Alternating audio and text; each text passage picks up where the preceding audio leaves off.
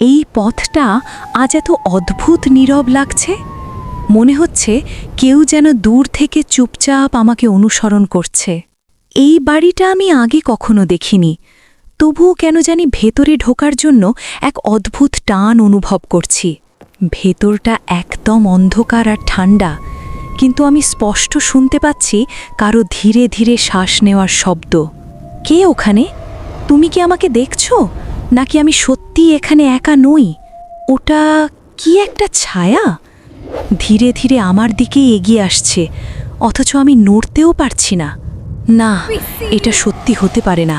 আমাকে এখান থেকে পালাতে হবে, এখনই, এই মুহূর্তেই পালাতে হবে। না, সে একদম আমার সামনে দাঁড়িয়ে আছে। আমি কোথাও যেতে পারছি না, সব কিছু যেন শেষ হয়ে যাচ্ছে। হঠাৎ সব কিছু একদম চুপ হয়ে গেল, কিন্তু আমার মনে হচ্ছে সে এখনও এখানেই আছে, ঠিক আমার পাশেই। সে কোথায় গেল? নাকি সে কখনোই যায়নি, সব সময় আমার ছায়ার মতো আমার সাথেই ছিল?